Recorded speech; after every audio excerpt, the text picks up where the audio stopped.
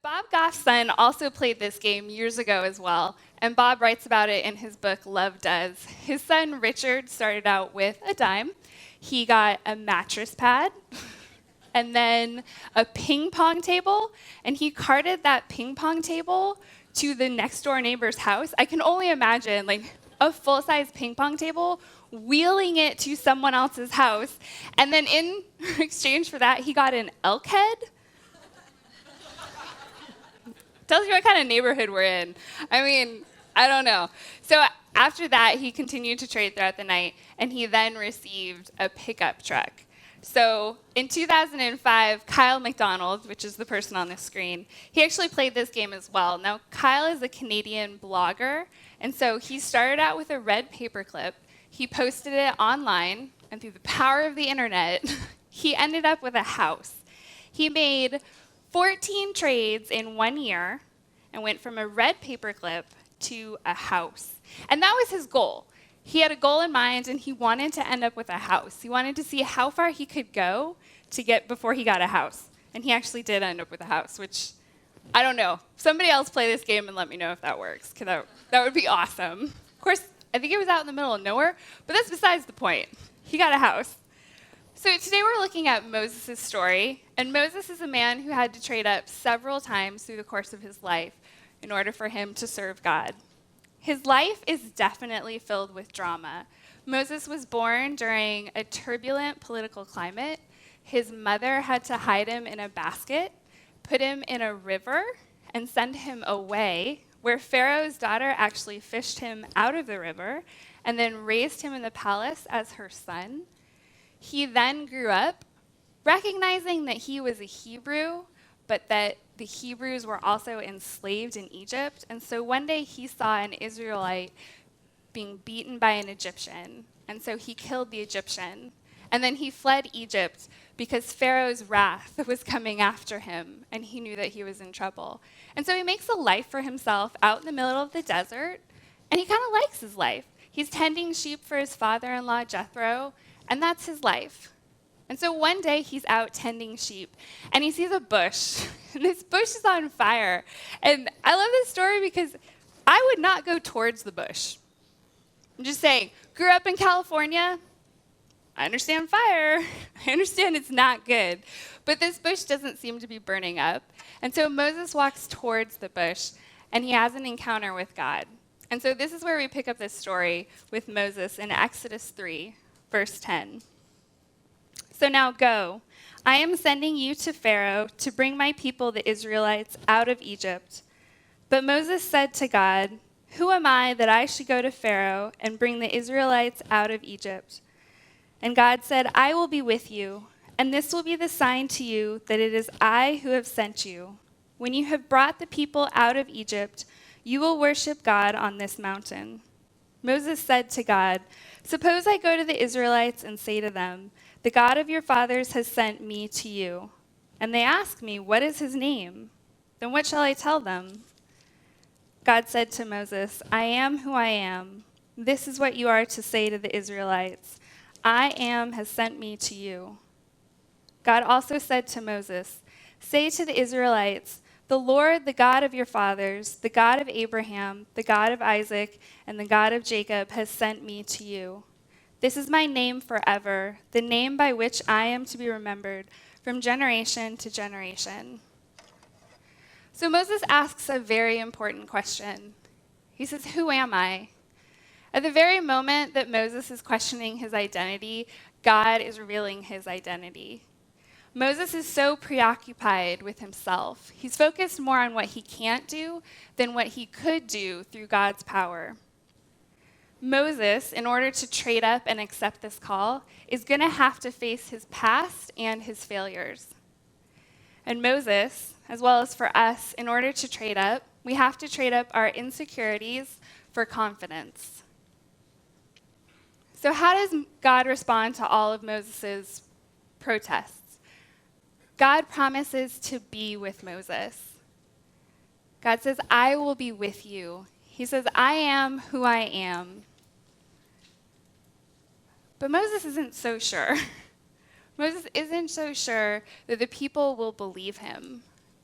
Moses knows that the people need to believe his message in order for them to follow God's instructions.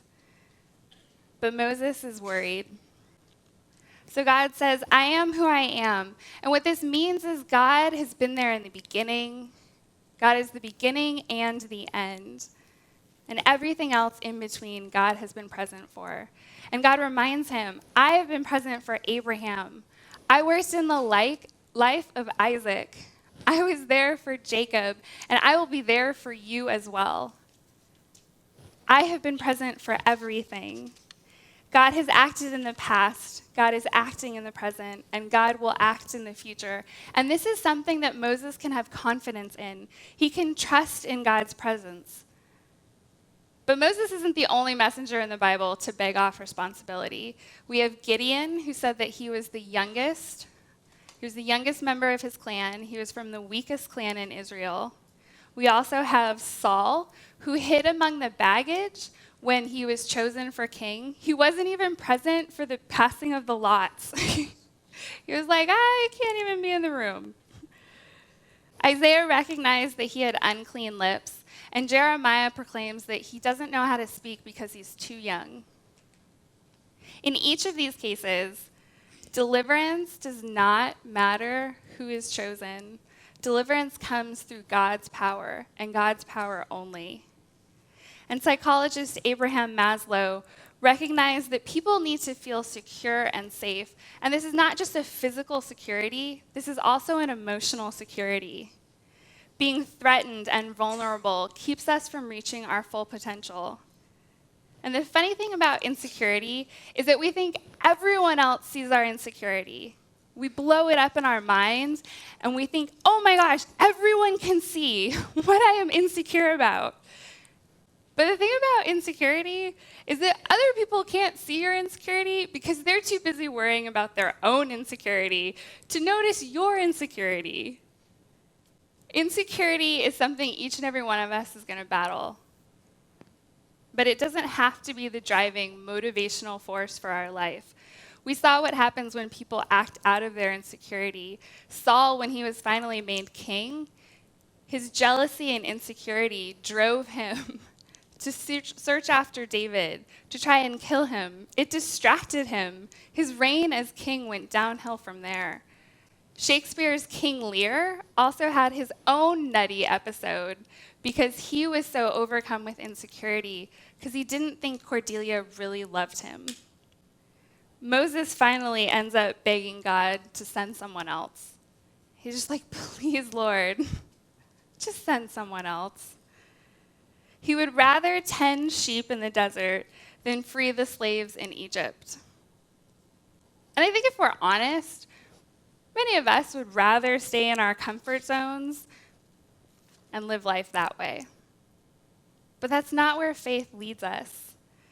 The next part of trading up is that we have to trade up comfort for the unexplainable.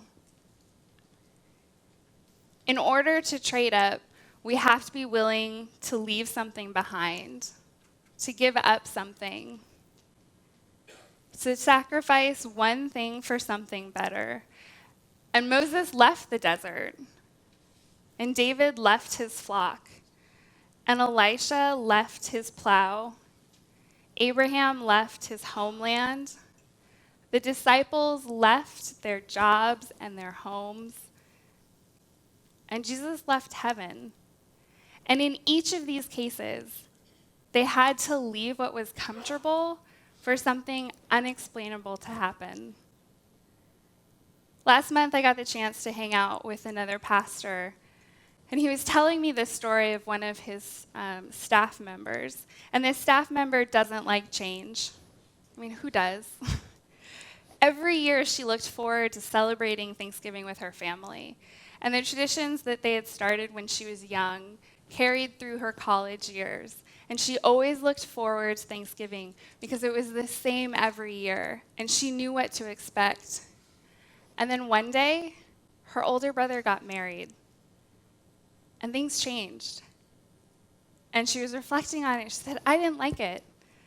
I didn't like the change. But you know what? I love my brother, And so because I love my brother, I'm willing to change. There are a lot of exciting things happening in the life of Stonebridge. And this past week, you received a letter in the mail. And I encourage you to go home and read through that letter. And if you didn't receive the letter, there are copies at the hub. So please, on your way out, pick one up. But I'm excited for the future. I'm excited for unexplainable events. I'm excited to be part of something that is greater than myself. But I also recognize that there are going to be things in my life that need to change. I like being in my comfort zone. I like seeing familiar people. But as I listened to this story that my friend was sharing with me, I recognize that that's not what God is calling me to do. And the question I asked myself is, do I love God and lost people more than I love my personal comfort? My family came here because the people that went before us thought more about other people than their own personal comfort. And I'm excited to be given the opportunity to join in that, to think outside of myself, to think about other people. Because I've seen lives transformed here. And I'm excited to be part of something that is unexplainable. And there's always going to be sacrifices when it comes to trading up. And because there are sacrifices, there's going to be opposition. Moses experienced this when he went to Pharaoh. Now, Pharaoh didn't know anything about God, and he wasn't interested in learning any more. And so Pharaoh deflates Moses and Aaron, but he also makes it harder for the Israelites. He tells the slave drivers and the foremen to withhold straw from the workers. Now, this resource is necessary when making bricks. And previously, the Israelites were given the straw by the Egyptians. But Pharaoh decided they're too lazy. If they're complaining, then that means they have too much time on their hands. So I'm going to withhold the straw. So he doesn't give it to them. But they're still required each day to make this same amount of bricks. And so when they realize that their workload is harder, that life has not gotten easier, and that the person to blame for that is Moses, they go to him and they complain and they grumble against him. When you trade up, be ready for opposition. The very people Moses is trying to save are the people who turn on him. When you trade up, people are going to oppose you. People who don't yet understand. People who might not yet see the plan. Or people who don't think it's important. They're all going to oppose you. The Israelites didn't want to listen to Moses because their present circumstances were harder. He had made it harder. And they didn't care that he was sent by God. They didn't care that he was charged with a mission. What they knew is that their present circumstances were worse. And at one point, Pharaoh tells Moses, he says, okay, I'm going to compromise with you. Only the men can leave, not the women and children. And when it feels like the forces that oppose us have pushed us into a corner and we have our back up against the wall, we might be tempted to settle for less. In the 10 Dumbest Things Christians Do, Mark Atterbury calls this settling for mediocrity. And he points out that in Scripture, excellence is definitely important. He says, give generously, speak truthfully, work diligently, worship regularly, forgive completely, love completely, pray constantly. So why do we settle for mediocrity? So when my brother and sister-in-law were potty training their puppy, this is Madison. She's a fancy girl. When they were potty training her as a puppy, we celebrated when Madison went on the puppy pad. Because she would go outside, run around in the backyard, come inside, and pee on the floor next to the puppy pad. We're like, come on, man. Madison. When she finally got it and she like loved the backyard so much, we didn't have to worry. And that is when we celebrated. And when you potty train your children, do you celebrate when they go right in front of the toilet? Like, they're in the right room. I mean, what more do you want, right? They're in the right place, but they're still not doing it right. Do you celebrate that? No, you don't celebrate that. When I was younger, there's a story that my parents tell, and I can almost picture every step of it because they have told it so frequently. But apparently when I was being potty trained, I wanted none of that. I was like, I'm not about that. I don't need it, don't want it, because that's why we don't let children make decisions. This right here, this is why. So I did decide one day that I was ready. I was ready to go to the bathroom. And I told my parents, they were like, yes. Okay, the problem, we were at a park, and there were no restrooms nearby. So my parents were so enthusiastic, they picked me up and held me. They were like, don't go, don't go, don't go. And we were like running across the park to make it to the restroom, and we made it. And I did it. And that is what we celebrate. I made it. And then apparently my mom told me last night that I was so excited that they had celebrated with me, I kept telling them like every hour. I was like, I thought it was a game. We gotta go do it again. But that's what you celebrate. You don't celebrate the mediocre effort. You celebrate the success. And the Israelites celebrated when they were all finally liberated from Egypt. They all left together as a group. They didn't leave people behind. They didn't divide. They left together. Atterbury points out that combating mediocrity and pursuing excellence requires courage. It takes courage to change. It takes courage to stand firm. The courage to follow through. Being courageous means you might have to disturb the peace. And sometimes we talk ourselves out of bigger and better because we're afraid of the opposition that we'll face. And after the Israelites are freed from Egypt, Moses experiences opposition from Aaron and Miriam, his siblings. They're upset, and they unjustly attack his character because he's married a Cushite woman. And these are the two people who have been with Moses since the beginning. They took care of him when he was in the river as a baby. They watched him free the Israelites. They experienced when Moses parted the Red Sea. They have seen Moses talk with God, and yet these are the two people who are the first to throw stones at him. The two people who are closest to him, who should have gotten it, are the ones who are throwing stones.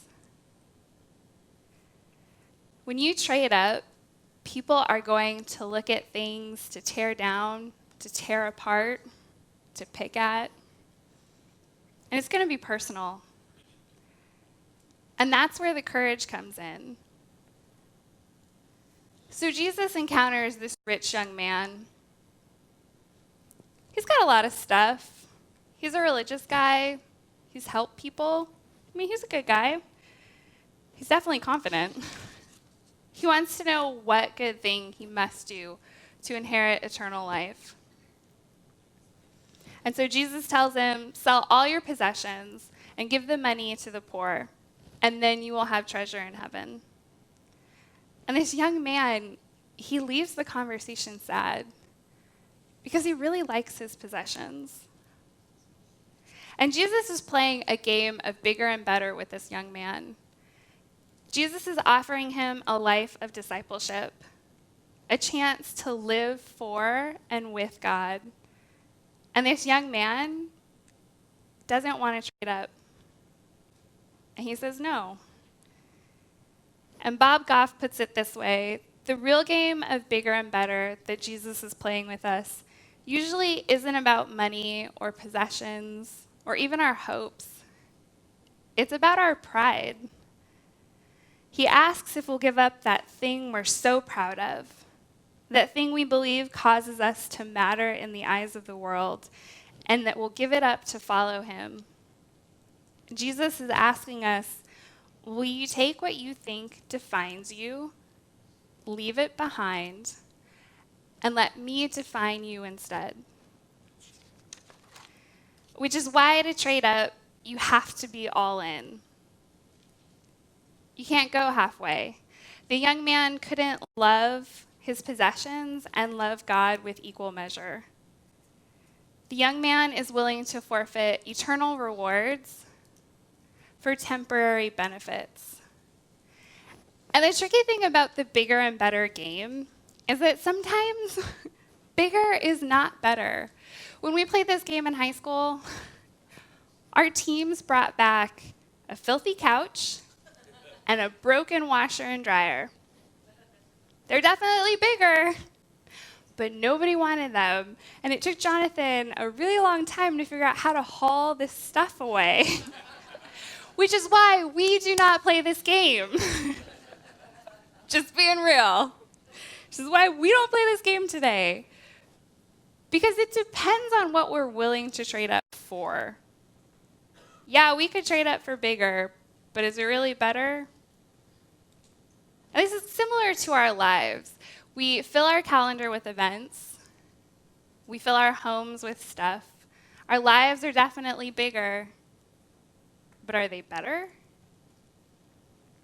The disciples witnessed this interaction with the young man, and then Peter, who's the spokesperson, asks the question that's on the minds of all of the disciples.